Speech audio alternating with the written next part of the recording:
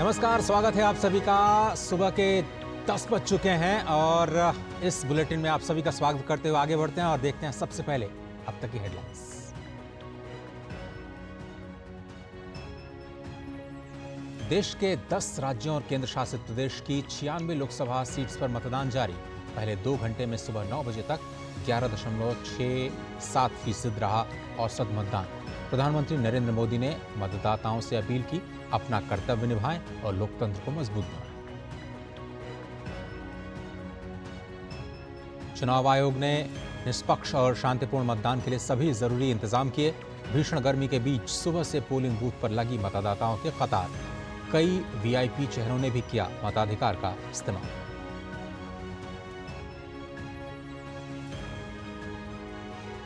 गिरिराज सिंह, अर्जुन मुंडा, अखिलेश यादव, अधीर रंजन चौधरी, दिलीप घोष, ओवैसी और गीता कोड़ा समेत तमाम दलों के दिग्गज नेताओं का चुनावी भविष्य दांव पर। मैदान में डटे कुल 1717 उम्मीदवार।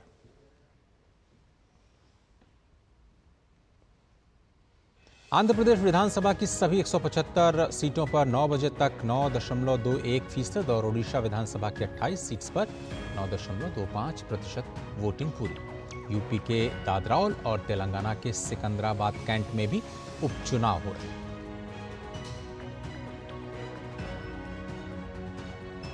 पीएम मोदी ने पटना साहिब गुरुद्वारा में टेका मत्था। अब हाजीपुर, मुजफ्फरपुर और सारण में करेंगे धुआंधार चुनाव का प्रचार।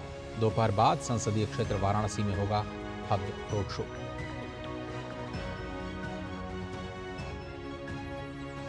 मनी लॉन्ड्रिंग केस में आरोपी झारखंड के पूर्व मुख्यमंत्री हेमंत सोरेन की जमानत पर आज सुप्रीम कोर्ट में होगी सुनवाई।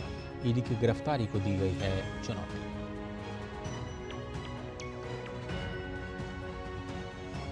यूक्रेन के साथ संघर्ष के बीच रूस के राष्ट्रपति ने रक्षा मंत्री सर्गेई शोइगु को पद से हटाया। एनजी बोलोसाव बनाए गए नए रक्षा मंत्री।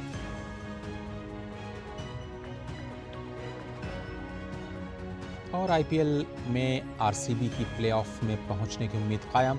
आज अहमदाबाद में कोलकाता नाइट राइडर्स से टकराएंगे गुजरात टाइटंस। और बुलेटिन में सबसे पहले बात करते हैं लोकसभा चुनाव की, जनादेश 2024 में।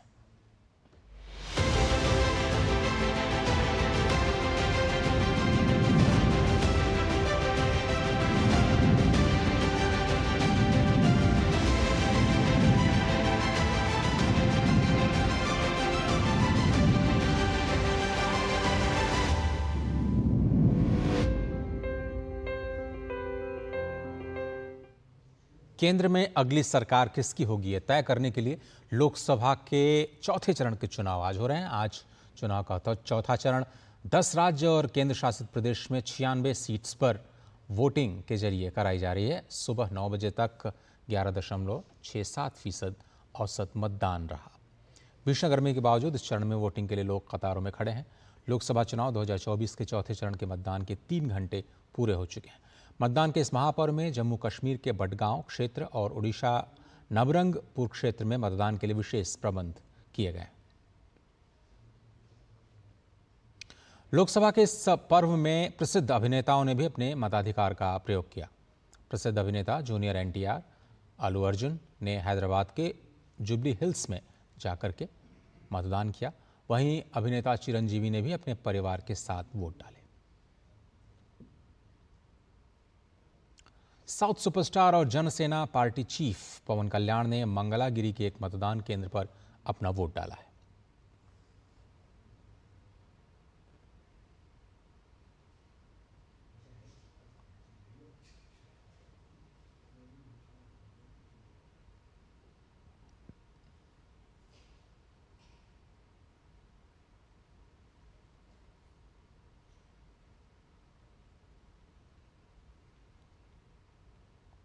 ये लोकतंत्र की कुछ तस्वीरें जो दूसरों को भी प्रेरित करती हैं आज मतदान में आगे बढ़ चढ़ करके हिस्सा लेने के।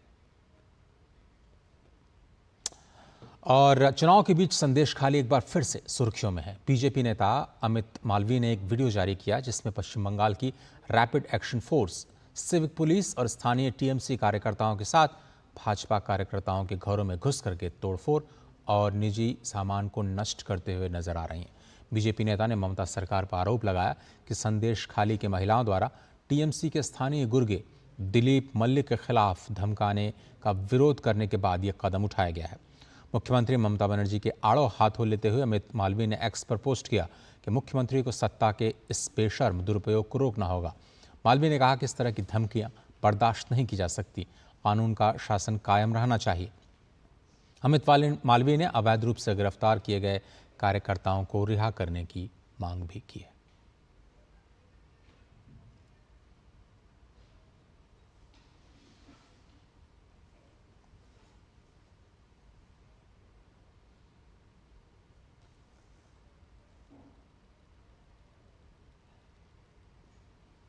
और पश्चिम बर्धमान के दुर्गापुर में मतदान के दौरान भाजपा और टीएमसी कार्यकर्ताओं के बीच झड़प हो गई, जिसकी तस्वीरें भी सामने आई हैं।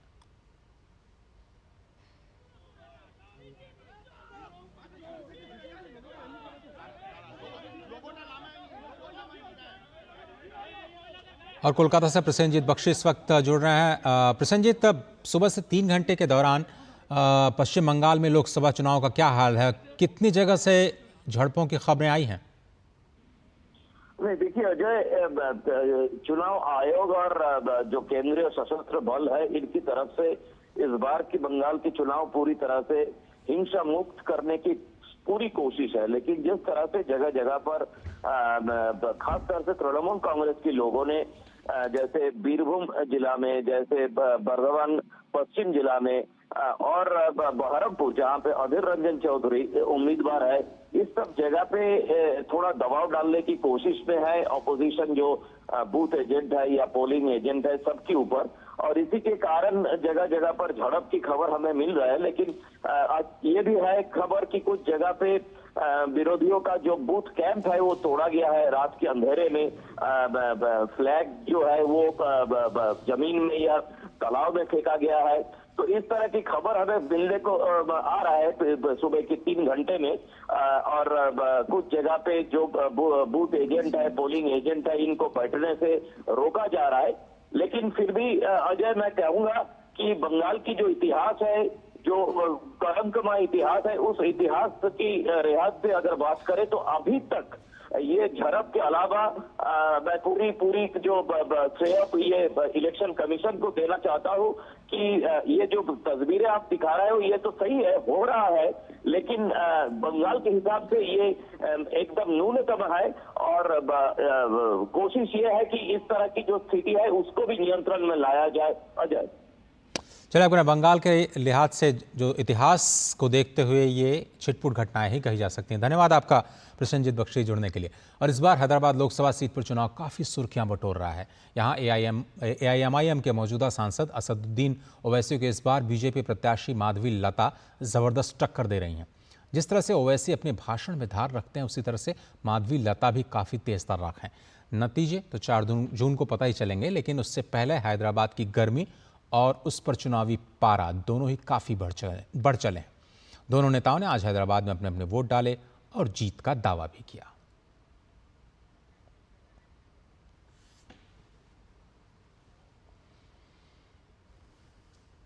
और तेलंगाना की 17 लोकसभा सीट्स पर वोटिंग हो रही है। हैदराबाद में कुछ मतदाताओं से बात की हमारे सहयोगी उर्मिलेश भट्ट ने।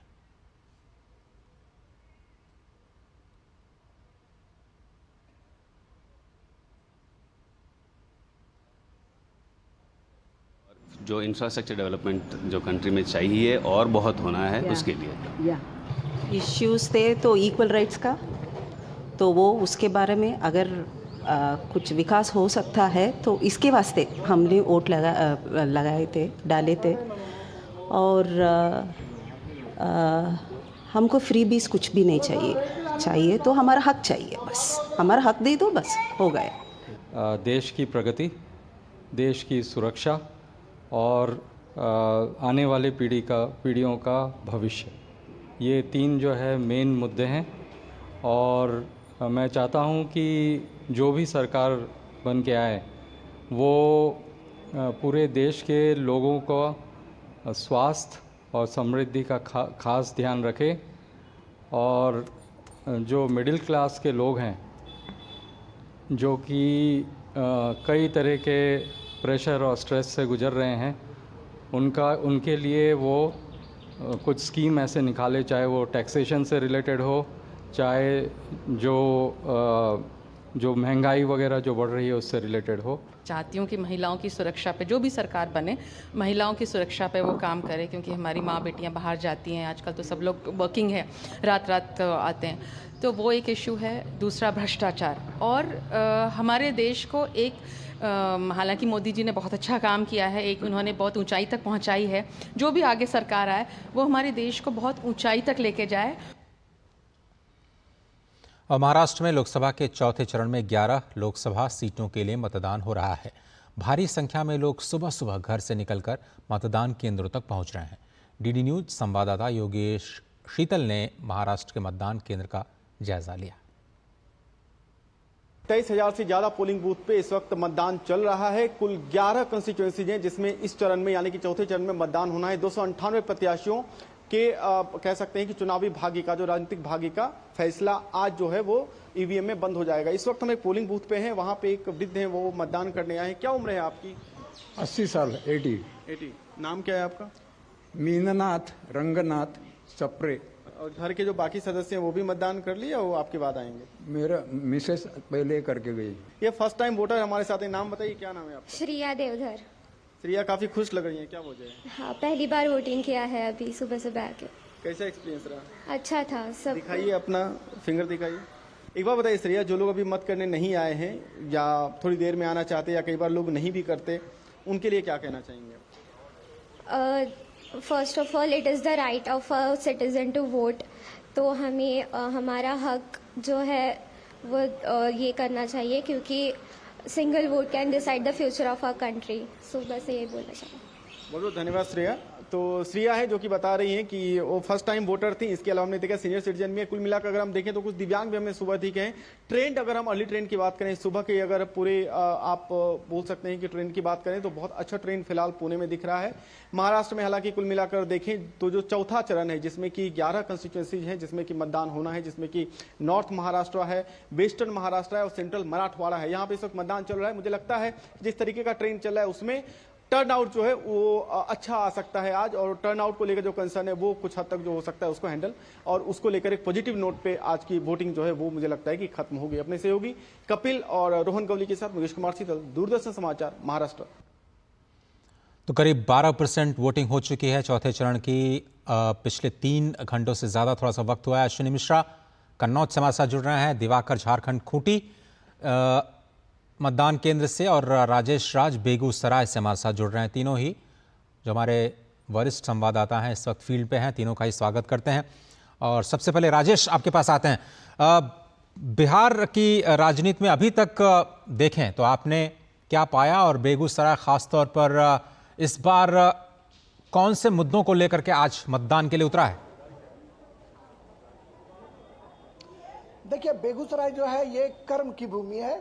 बेगूसराय राष्ट्रकवि रामधारी सिंह दिनकर की भूमि है, और ये बिहार केसरी डॉक्टर श्री कृष्ण सिंह की कर्म भूमि है, जिन्होंने बेगूसराय को पूरा इंडस्ट्री का हब बनाया था। अभी से 50 साल पहले की अगर बात करें, क्योंकि वो नेहरू के दोस्त थे, और सारी इंडस्ट्री उन्होंने बेगूसराय में लगाई। और बाद के दिनों की अगर बात करें तो राष्ट्रकवि रामधारी सिंह दिनकर की जो सांस्कृतिक चेतना है वह सामाजिक चेतना में तब्दील होती है, और जो सियासी चेतना है वह भी बेगूसराय की जो है वो सबसे ज्यादा रही है। हालांकि बेगूसराय कई कारणों से बहुत ही मशहूर रहा है।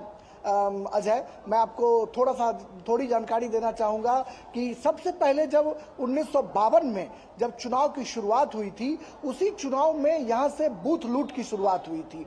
बूथ लूटने का जो क्रम था, देश भर में जब ये बातें आती थी, सुर्खियां बनती थी कि मतदाताओं को प्रभावित किया जाता है या बूथ लूट लिए जाते हैं, उसका जनक बेगूसराय ही रहा। लेकिन बाद के दिनों की अगर बात करें तो बेगूसराय ने कई तरह की क्रांतियों को भी जन्म दिया, और बेगूसराय से तमाम जो अच्छी चीजें थी वो भी निकलकर देश और दुनिया के पटल पर आई, और रामधारी सिंह दिनकर जैसे पुत्र जो हैं वो सामने आए, और उन्होंने कई तरह की अपनी लेखनी से, अपनी कविताओं से बेगूसराय की सेवा की। पूरे हिंदुस्तान की सेवा की और इसके लिए रामधारी सिंह दिनकर को हमेशा याद किया जाता है। खास करके जब चुनाव का वक्त होता है तो जयप्रकाश नारायण, आपातकाल, गांधी मैदान, इन सब बातों का जिक्र होता है। जो उनकी कई कविताएं मशहूर हुई थी उन कविताओं का जिक्र होता है कि शांति नहीं तब तक जब तक सुखभाग न नर का सम हो, नहीं किसी को बहुत अधिक हो, नहीं किसी को कम हो। जी हाँ, दिनकर की उसी भूमि पर अभी हम मौजूद हैं।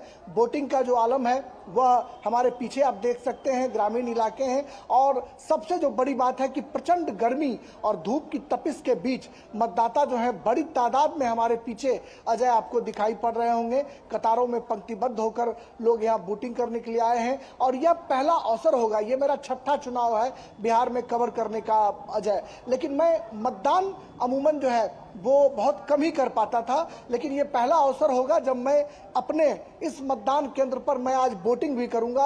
और शायद यही वजह है कि देश के सबसे बड़े टेलीविजन नेटवर्क से अपने दर्शकों को भी यह अपील करना चाहता हूं कि जो लोग घरों में हैं गर्मी की परवाह न करें और वोटिंग का जो उनका अधिकार है उसमें शामिल होने के लिए बड़ी तादाद में पहुंचे। बिल्कुल राजेश जी, मताधिकार का प्रयोग करें। राजेश जी हमारे साथ बने रहिए। अश्विनी मिश्रा हमारे साथ कन्नौज से जुड़ रहे हैं। अश्विनी जी, उम्मीद है कि आप सकुशल होंगे और मतदान की जो तैयारियां हैं थोड़ा उनके बारे में बताइए।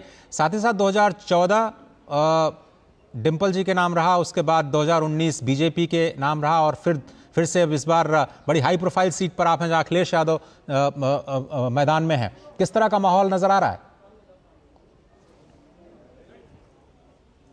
निश्चित तौर से अजय ये तस्वीर खुद बयां करेगी। मैं दिखाऊंगा अपने सहयोगी मुकुट शर्मा से कहूंगा कि यहाँ की तस्वीरें दिखाएं। ये के इंटर कॉलेज है कन्नौज का। यहाँ पर 6 बूथ हैं, 4 बूथ इसी बरामदे में है, उसके अलावा 2 बूथ इसके सामने वाली बिल्डिंग में है।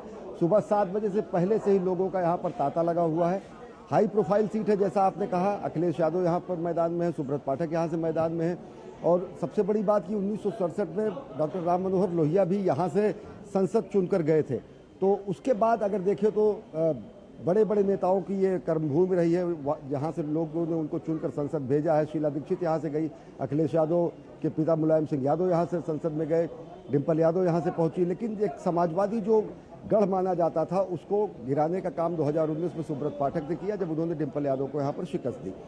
इस चुनाव की अगर बात करें, अखिलेश ने अपने पत्ते अंत तक नहीं खोले थे और चुनाव नामांकन से ठीक पहले उन्होंने यहाँ पर प्रत्याशी बदलकर उन्होंने खम ठोका कन्नौज के चुनाव में। कोशिश ये है कि जो इससे पहले का 2019 का जो शिकस्त है डिम्पल यादव को हासिल हुई थी उसको वो कहीं उसकी भरपाई कर पाए। क्या कुछ भरपाई कर पाएंगे, क्या नहीं कर पाएंगे, जनता बताएगी। लेकिन यह है कि इस चुनावी तपिश में इत्र की नगरी कन्नौज में एक जो सियासी महक है और लोकतंत्र के पर्व का जो हम गर्व की एहसास करते हैं वो यहाँ इस पूरे परिसर में दिखती है। ये पूरा का पूरा परिसर मोर मुकुट आप दिखाएं किस तरीके से सुरक्षाकर्मी यहाँ पर तैनात हैं। बड़ी संख्या में महिलाएं, बड़ी संख्या में बुजुर्ग वोटर, दिव्यांग, नौजवान फर्स्ट टाइम वोटर्स यहाँ पर बूथ की तरफ रुख कर रहे हैं और लोगों को धूप न लगे इसके लिए भी खास इंतजाम किए गए हैं। सामने ये टेंट लगाया जा रहा है कि अगर कतार कहीं लंबी होती है तो लोगों को धूप से बचाया जा सके। जबरदस्त चुनावी तपिश है और उस चुनावी तपिश में मौसम की तपिश भी है, लिहाजा मुकम्मल इंतजाम सुरक्षा के किए गए हैं लोकतंत्र के पर्व को इस मनाने के लिए। जबरदस्त है। अगर देखें तो अब तक 9 बजे तक के जो आंकड़े हैं 11.67% मतदान इन 13 सीटों पर हुआ है। 14% के आसपास मतदान कन्नौज की सीट पर हुआ है, 14% के आसपास धौरहरा की सीट पर हुआ है। सबसे कम मतदान अगर देखें तो तकरीबन 6% के आसपास शाहजहांपुर में हुआ। 13 सीटें हैं, 13 सीटें इससे पहले भाजपा के कब्जे में थी। भाजपा के सामने चुनौती होगी इन सीटों को बरकरार रखना। गठबंधन, इंडिया गठबंधन की कोशिश होगी कि इसमें ज़्यादा से ज़्यादा सीटों पर वो अपना बेहतर प्रदर्शन करके अपनी जीत सुनिश्चित करे। क्या कुछ होगा जनता तय करेगी 4 जून को। चलिए दिवाकर के पास चलते हैं और दिवाकर झारखंड के खूंटी से हमारे साथ जुड़ रहे हैं और झारखंड की जिन 4 सीटों पर मतदान हो रहा है उसमें खास बात यह है कि महिला मतदाताओं की संख्या पुरुष मतदाताओं से ज़्यादा है। दिवाकर जी, ये एक ट्रेंड हमने देखा जो कि बाकी देश के हिस्सों से अलग है। किस तरह का रुझान देख रहे हैं आप?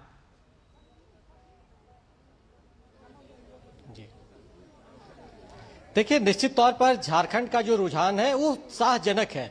मतलब अभी तक हम लोग मतदाता जागरूकता की बात कर रहे हैं और वोटिंग परसेंटेज को लगातार बात कर रहे हैं। अच्छी खबर यह है कि सिमडेगा जो खूंटी संसदीय क्षेत्र जिला है वहां 9 बजे तक करीब 26% मतदान हुआ है। तो आप समझ सकते हैं कि मतदाताओं में किस तरीके का उत्साह, जो हम लगातार कहते हैं ना कि झारखंड में जो महिलाएं हैं वो सशक्त हुई हैं तो वो वोट देने में भी सशक्त हुई हैं। और लगातार महिलाओं की जो कतार है, हम जिस बूथ पे खड़े हैं ये एक यूनिक बूथ है, उसकी भी अब झलक आपको दिखाएंगे और बताएंगे भी अजय कि क्यों ये यूनिक बूथ है। लेकिन आप देखिए कि महिलाएं किस तरीके से यहां सज धज कर पहुंची है और इस तरीके से वोट देने के लिए यहां पर पहुंची है। ये एक घोर नक्सल प्रभावित इलाका भी कभी रहा करता था, लेकिन यहां पर अब मतदान को लेकर जोश है। ये देखिए जो बुजुर्ग महिला मेरे साथ, ये करीब 80 वर्ष की महिला ये है, इन्होंने पहली बार इस बार वोट किया है यहाँ पे। तो आप समझ सकते हैं कि कैसा मतदान को लेकर यहाँ पर उत्साह है। और इस तरीके से महिलाओं में, आपको हम दिखाना चाहेंगे अपना कैमरामैन से कि ये इन महिला को आप देखिए, आप दिखाइए कि किससे आपने वोट किया है। देखिए इन्होंने पहली बार ये वोट किया है, 80 साल की ये है लेकिन पहली बार वोट किया है। तो आप समझ सकते हैं कि नक्सल प्रभावित जो इलाके थे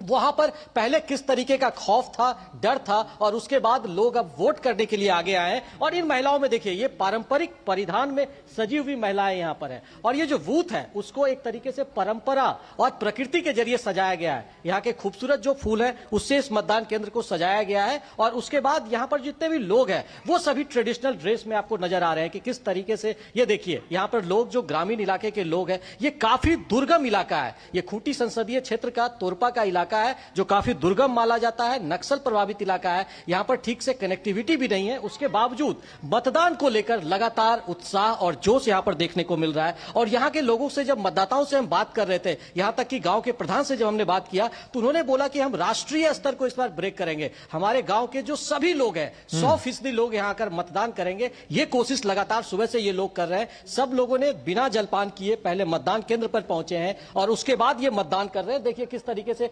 महिलाएं पहुंची है अपने बच्चों को लेकर, और ये जो जोश और उत्साह है वो लगातार यहां देखने को मिल रहा है। तो ये, और जब हम खूंटी की बात करते हैं तो ये एक हाई प्रोफाइल सीट इस लिहाज से भी है कि केंद्रीय कृषि और जनजातीय मामलों के मंत्री अर्जुन मुंडा यहां से उम्मीदवार है और उनके खिलाफ कांग्रेस के कालीचरण सिंह मुंडा। तो दो मुंडा के खिलाफ यहां पर एक तरीके से जंग जीतने की लड़ाई है। और अगर हम बैकड्रॉप या बैकफ्लैश की बात करें तो खूंटी का सीट इसलिए भी खासा महत्वपूर्ण है कि हॉकी, महान हॉकी खिलाड़ी मरांग गोमपे जयपाल सिंह मुंडा भी इस सीट से 2 बार देश का प्रतिनिधित्व कर चुके हैं। लोकसभा के डिप्टी स्पीकर करिया मुंडा यहां से 7 बार जीते हैं और भारतीय जनता पार्टी का यह गढ़ भी माना जाता है। तो इस लिहाज से यह काफी हाई प्रोफाइल सीट है। और अगर पूरे झारखंड की हम बात करें तो झारखंड में चौथे चरण में 4 सीटों पर मतदान हो रहा है। करीब 65 लाख मतदाता हैं जो अपने मताधिकार का इस्तेमाल कर रहे हैं और चारों के चारों हाई प्रोफाइल सीट है।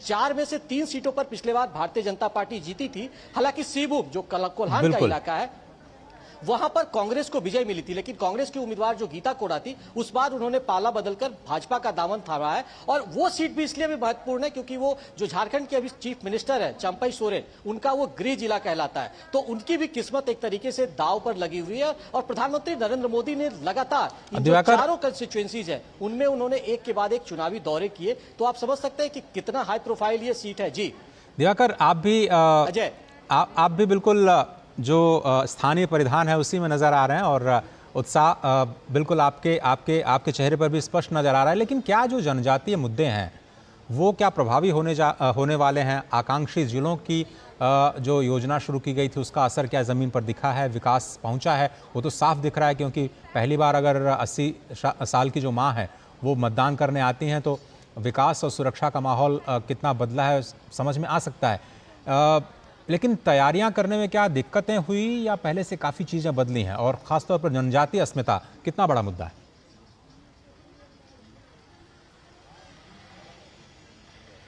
देखिए बहुत बड़ा जनजातीय अस्मिता मुद्दा है क्योंकि देखिए विकास की जो बात हो रही है लगातार कि किस तरीके से जो मेन स्ट्रीम में जनजातीय समुदाय को लाने की कोशिश हुई है पिछले 10 वर्षों में, उसकी झलक निश्चित तौर पर इन मतदान केंद्रों पर दिखती है कि लोग ट्रेडिशनल परिधान में, मैं तो कह रहा हूं ना कि झारखंड के कई इलाके जिसमें ये चौथे चरण में वोटिंग हो रही है वहां पर कभी वोटिंग ही नहीं हुई थी, लोग डर के पहुंचते ही नहीं थे। तो आप समझते हैं कि नक्सलवाद खत्म हुआ है, सुरक्षा का भाव पैदा हुआ है, तो लोग निर्भीक होकर मतदान केंद्रों पर पहुंच रहे हैं और उसकी झलक निश्चित तौर पर, यह छोटा सा मतदान केंद्र है, एक छोटा सा टोला है ये ग्रामीण इलाके का, लेकिन ये दुर्गम इलाका होता था। लेकिन इन जगहों पर लोग उत्साह से घरों से बाहर नहीं निकलते थे और वोटिंग परसेंटेज काफी कम होता था। लेकिन जिस तरीके से भगवान बिरसा मुंडा की हम बात करते हैं कि जनजातीय समाज के वो भगवान है, तो भगवान की भी झलक आपको हमने दिखाई थी थोड़ी देर पहले तस्वीर में कि किस तरीके से जो पोलिंग बूथ है वहां पर लोगों ने उनकी एक प्रतिकृति का स्वरूप दिया था और लोग भगवान बिरसा मुंडा के उल गुलान की बात करते हुए मतदान केंद्रों पर पहुंचे थे कि मतदान करना उनका अधिकार है और उस अधिकार के लिहाज से वो मतदान केंद्रों पर पहुंचे पहुंचे और अपने अधिकार और दिवाकर, जिस तरह से आप कह रहे हैं कि 100% वोटिंग का लक्ष्य रखा है और शायद आया है कि उनके घरों तक अब सड़कें पहुंच रही हैं।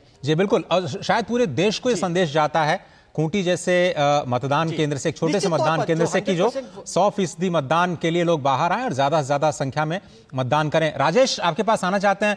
बिहार में प्रधानमंत्री ने भी ताबड़तोड़ रैलियां की और आज भी प्रधानमंत्री के कई सारे कार्यक्रम हैं बिहार में रोड शो करने का। कितना प्रभाव नजर आता है प्रधानमंत्री के दौरे का वहां पर, और साथ ही साथ जो विपक्ष है वो कितना तैयार नजर आता है भाजपा और उनके सहयोगियों का मुकाबला करने के लिए? देखिए, प्रधानमंत्री नरेंद्र मोदी का रात रोड शो पटना में कवर करने के बाद मैं बेगूसराय रात 2 बजे पहुंचा हूं। जो शाम से आलम था कि कल दोपहर प्रचंड गर्मी के बावजूद जो सड़क के दोनों किनारे जो बैरिकेड्स लगाए गए थे उस पर लोग जो हैं शाम 3 बजे 4 बजे के बाद से इकट्ठा होना शुरू हो चुके थे, जबकि रैली शाम 7 बजे के बाद शुरू हुई है। और कहीं ना कहीं पीएम मोदी की एक झलक पाने के लिए लोग बेताब नजर आ रहे थे। और निश्चित तौर पर यह कहा जा सकता है कि शुरुआती 2-3 चरणों में जो मतदाताओं का उत्साह ठंडा पड़ा हुआ था, वो पीएम मोदी के रोड शो के बाद कहीं ना कहीं मतदाताओं का जो उत्साह है, जुनून है, वो ऊपर आता हुआ दिखाई पड़ रहा है। क्योंकि हम जानते हैं कि हिंदुस्तान जो है लोकतंत्र की जननी है और बिहार के वैशाली से लोकतंत्र की शुरुआत हुई थी, जिस लोकतंत्र की प्रगाढ़ता पूरे दुनिया भर के मुल्क में अपनी छाप छोड़ते हैं। और शायद यही वजह है कि भगवान महावीर और बुद्ध, चंद्रगुप्त और चाणक्य की भूमि पर आकर प्रधानमंत्री ने कई तरह के संदेश दिए और जो बिहार अपने सियासी उफान के लिए जाना जाता था उसमें कुलबुलाहट लाने की उन्होंने कोशिश की है। जो ठंडा पड़ा हुआ वो जोश था उसमें उन्होंने प्राण फूंकने की कोशिश की है। 7 रैलियां जो है प्रधानमंत्री के यहाँ पर हुई, कल रोड शो हुआ और आज 3 स्थलों पर छपरा, मुजफ्फरपुर और हाजीपुर में 3 रैलियां उनकी होनी है। और आने वाले दिनों में यह माना जा रहा है कि अब चूंकि तमाम जो क्षेत्र हैं वो भारतीय जनता पार्टी के गढ़ वाले क्षेत्र हैं, जहां पर पीएम मोदी निश्चित तौर पर चाहेंगे कि उनके प्रत्याशी संसद पहुंचे और इसके लिए बीजेपी की तरफ से एड़ी चोटी का जोर लगाया जा रहा है। जो शुरुआती 2-3 चरणों की बात अगर करें तो जनता दल यूनाइटेड या लोक जनशक्ति पार्टी के जो प्रत्याशी थे वहां पर चुनाव मैदान में थे। इसके बावजूद पीएम ने गठबंधन धर्म का पालन करते हुए जीतन राम मांझी के लिए, चिराग पासवान के बहनोई अरुण भारती के लिए जमुई में, संतोष कुशवाहा के लिए जेडीयू के जो प्रत्याशी थे उनके लिए पूर्णिया में, आज चिराग पासवान के लिए हाजीपुर में उन्होंने गठबंधन धर्म का निर्वाह करते हुए प्रचार प्रसार करने का काम किया है। और अब बिहार जिस अपने सियासी मिजाज के लिए जाना जाता था वो सियासी मिजाज दिखाई पड़ रहा है और सत्ता विपक्ष दोनों डेवलपमेंट की बात कर रहे हैं। रोजी रोजगार, पलायन, बेकारी के मुद्दे पर जहां विपक्ष सत्ता पक्ष को घेरने की कोशिश कर रहा है, वहीं सत्ता पक्ष अपने जो काम किए गए बिहार में जो विकास के कार्य किए गए हैं उसको गिनाकर जनता से जनादेश मांग रहे हैं। तो मुकाबला कड़ा है, लेकिन हम कह सकते हैं कि बदलाव अच्छा बदलाव है कि बिहार जो है वो बिहार जैसे पहले जाति पर फोकस करता था, इस बार विकास पर फोकस कर रहा है। ये जो केंद्र बिंदु आपने बताया काफी अच्छी बात है। अश्विनी जी, लेकिन सबसे ज्यादा भरोसा अगर किसी राज्य पर बीजेपी इस बार कर रही है तो वो है उत्तर प्रदेश। उत्तर प्रदेश में इंडी गठबंधन की हालत हमने देखी, बहुत ज़्यादा पिछली बार खराब रही थी। बहुत सारी जो सीट्स, हाई प्रोफाइल सीट्स थी विपक्ष की, वो ठहराती मतलब बिखरती हुई नजर आई। बीजेपी ने सभी सीटों को अपने कब्जे में लिया। इस बार माहौल आपको क्या नजर आ रहा है जमीन पर? निश्चित तौर से अगर देखें तो 2019 के चुनाव में ये 13 सीटें जिन पर मतदान हो रहा है, भाजपा ने इन सभी 13 सीटों पर जीत दर्ज की थी। ये स्थिति तब थी जब बसपा और सपा दोनों का गठबंधन था। आज बसपा ने अपने सभी सीटों पर प्रत्याशी उतार रखे और सपा के साथ कोई गठबंधन नहीं है और कांग्रेस और सपा और इंडिया ब्लॉक का जो गठबंधन है वो यहाँ पर चुनाव लड़ रहा मुख्य रूप से भाजपा के आमने सामने। कांग्रेस का जनाधार लगभग समूचे उत्तर प्रदेश में टूट चुका है। जनाधार 1989 के बाद से कांग्रेस लगातार कमजोर होती गई है। कांग्रेस का संगठनिक ढांचा किसी भी जिले में बहुत अच्छे तरीके से है नहीं। तो मुख्य तरीके से अगर देखें तो इस क्षेत्र में, चाहे वो इटावा का क्षेत्र हो, कन्नौज का क्षेत्र हो या आसपास के क्षेत्र हैं, यादव बहुल इलाके और साथ ही साथ जो माइनॉरिटी के वोटर्स हैं उनको ध्यान में रखते हुए कांग्रेस और समाजवादी पार्टी ने अपनी पूरी ताकत झोंक रखी है इन 13 की 13 सीटों पर अपनी उपस्थिति दर्ज कराने के साथ साथ जीत दर्ज करने के लिए।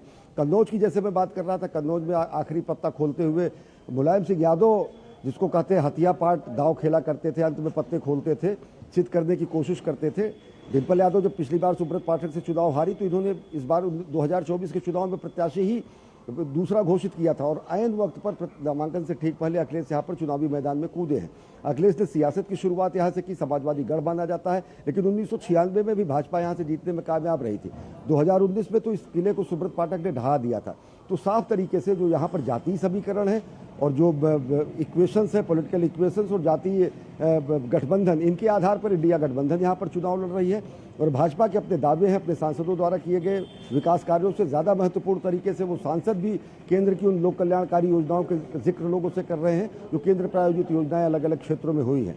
स्थानीय स्तर पर अगर देखें तो मुकाबला बेहद दिलचस्प है। समाजवादी पार्टी जहां फिर इस सीट को कायम करने की कोशिश करना चाहेगी, खासतौर से कन्नौज की और अन्य सीटों पर, वैसे ही भाजपा इन सभी सीटों को मजबूती से अपने बनाए रखना चाहेगी। इसी सीटों में अगर बात करें, कन्नौज के अलावा हाई प्रोफाइल सीट खीरी की है, यहाँ पर केंद्रीय गृह राज्य मंत्री अजय मिश्र चुनाव लड़ रहे हैं, जहाँ पर सपा गठबंधन और कांग्रेस गठबंधन इंडिया ब्लॉक के उत्कर्ष वर्मा आमने सामने है। एक अन्य महत्वपूर्ण सीट की अगर जिक्र करें तो साक्षी महाराज यहीं से चुनाव लड़ रहे हैं, अनु टंडन का यहीं से चुनाव लड़ रही है।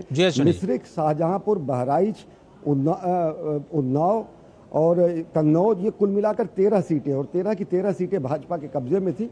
चुनौती होगी इसको बरकरार रखना, विपक्ष की कोशिश होगी इसमें ज़्यादा से ज़्यादा सेंधमारी करने की। अजय, बहुत धन्यवाद वक्त निकालने के लिए। अश्विनी मिश्रा कन्नौज से जुड़ने के लिए, बेगूसराय से राजेश राज और खूंटी झारखंड से दिवाकर इस प्रोग्राम में जुड़ने के लिए आप तीनों मेहमानों का बहुत बहुत धन्यवाद। और एक छोटा सा ब्रेक लेते हैं, ब्रेक के उस पार खबरें अभी और भी हैं। आप देख रहे हैं न्यूज़ 18। बात जब पीढ़ियों के लिए बनने वाले घर की हो तो जिम्मेदारी बड़ी हो जाती है। गैलेंट समझता है ये जिम्मेदारी। अब डबल एम रिब्स के साथ गैलेंट एडवांस TMT रीबार, निर्माण का रियल हीरो। तेरी होने वाली मदर इन लॉ कुछ ज्यादा ही ट्रेडिशनल है। ट्रेडिशनल लोग ज्यादा इमोशनल होते हैं। तो भाई साहब, अब कोई किसी की लाइफ में आग नहीं लगा पाएगा। समर कूल, जो हर दिल करे कबूल।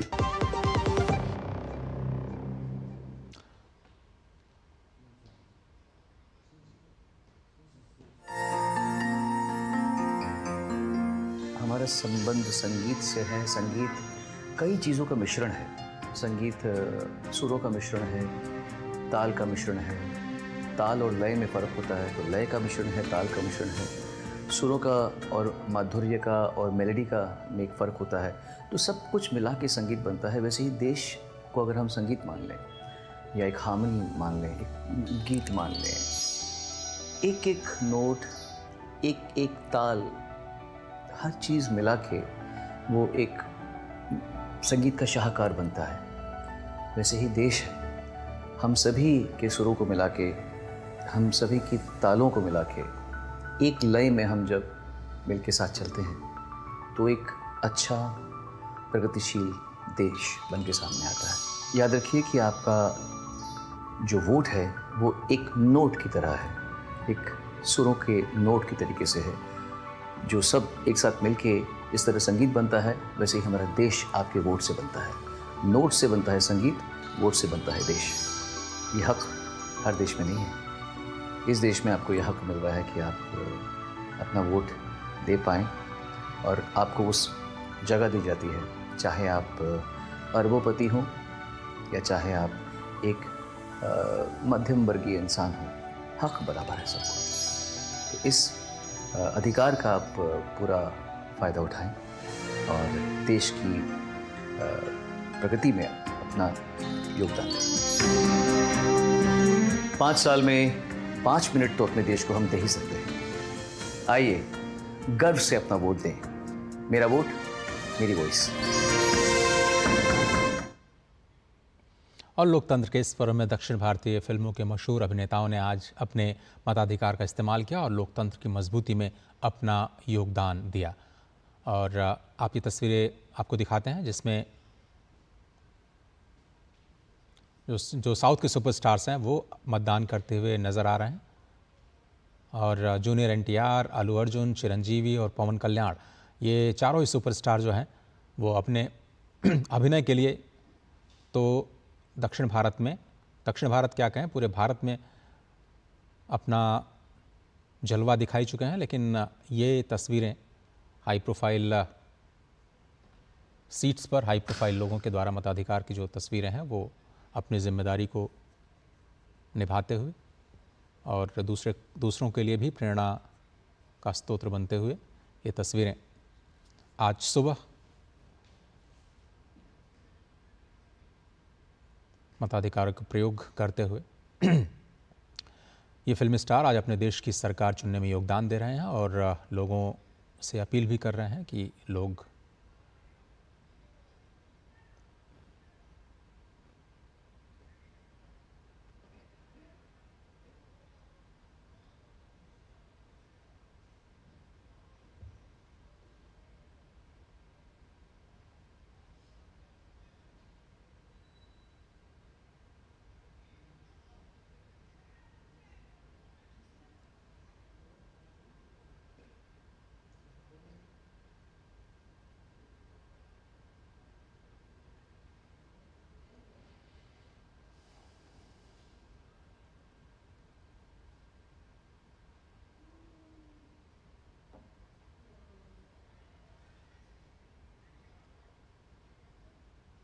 और प्रधानमंत्री नरेंद्र मोदी के बिहार दौरे का आज दूसरा दिन है। आज सुबह उन्होंने पटना साहिब गुरुद्वारा में जाकर के मत्था टेका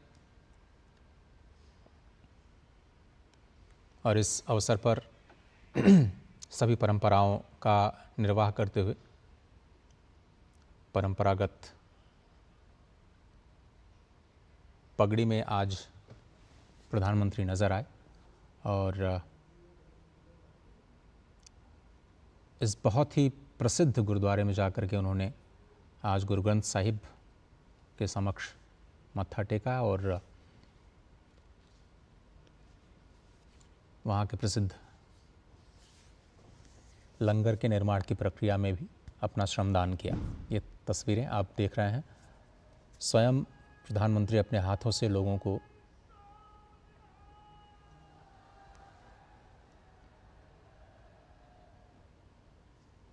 लंगर में सेवा करते हुए ये तस्वीरें आपके समक्ष।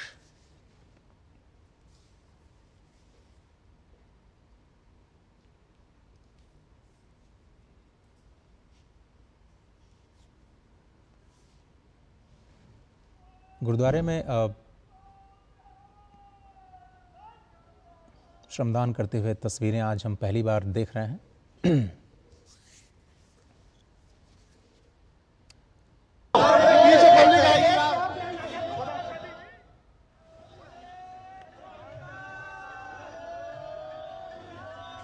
वहाँ का कड़ा प्रसाद लेते हुए प्रधानमंत्री और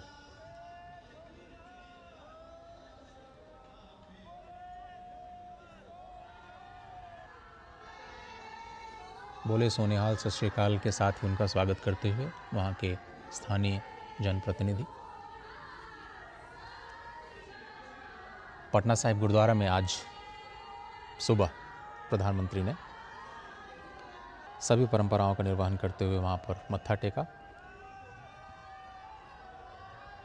और स्वयं अपने हाथों से सेवा की। वहाँ के गुरुद्वारे में जाकर के हमेशा की तरह बच्चों के साथ मिलते हुए, लोगों का अभिवादन स्वीकार करते हुए, खुद प्रसाद की थाली ले जाकर के गुरु ग्रंथ साहिब के समक्ष समर्पित करते हुए। और आपने देखा होगा कि गुरुद्वारे में प्रवेश करने से पहले ये परंपरा होती है कि आपका सिर ढका होना चाहिए और इस परंपरा का निर्वहन करते हुए प्रधानमंत्री ने अपने सिर पर जो परंपरागत सिख पगड़ी है उसको रखी और गुरु ग्रंथ साहिब के सामने श्रद्धा वनत हुए और लोगों का भी अभिवादन स्वीकार किया। और उसके बाद एक सेवा की जो सबसे बड़ी परंपरा सिख धर्म में सामने आती है और जो सभी को साथ मिल करके हर तरह की जो असमानता है उसको ख़त्म करके एक साथ सेवा करने का जो हमें मूल मंत्र इस धर्म विशेष में दिखाई देता है, उसी सेवा का हिस्सा बनते हुए आज प्रधानमंत्री नरेंद्र मोदी पटना साहिब गुरुद्वारा में इस लंगर सेवा का हिस्सा बनते हुए।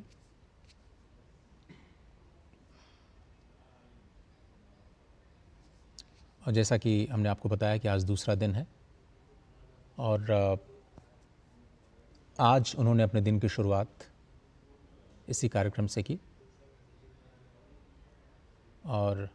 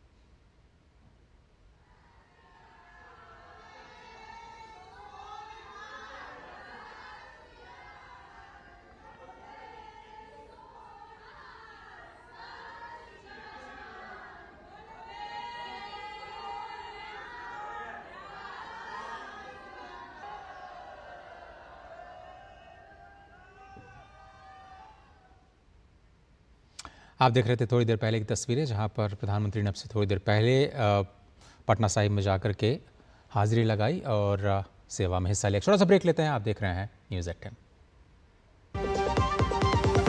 बात जब पीढ़ियों के लिए बनने वाले घर की हो तो जिम्मेदारी बड़ी हो जाती है। गैलेंट समझता है ये जिम्मेदारी। अब डबल एम रिब्स के साथ गैलेंट एडवांस TMT रीबार, निर्माण का रियल हीरो। झारखंड के पूर्व मुख्यमंत्री हेमंत सोरेन को क्या आज सुप्रीम कोर्ट से कोई राहत मिलेगी? ये सवाल इसलिए क्योंकि आज उनकी जमानत अर्जी पर अहम सुनवाई होनी है। जमीन घोटाले से जुड़े मनी लॉन्ड्रिंग मामले में सोरेन ने ईडी की गिरफ्तारी को चुनौती दी है। इसी महीने की 3 मई को झारखंड हाईकोर्ट ने गिरफ्तारी को चुनौती देने वाली उनकी याचिका को खारिज कर दिया था। सोरेन के गिरफ्तारी के खिलाफ कोर्ट का फैसला आने तक लोकसभा चुनाव में प्रचार करने के लिए अंतरिम जमानत देने की भी मांग की थी। फिलहाल न्यूज़ 18 में सिर्फ इतना ही। दीजिए इजाजत। नमस्कार।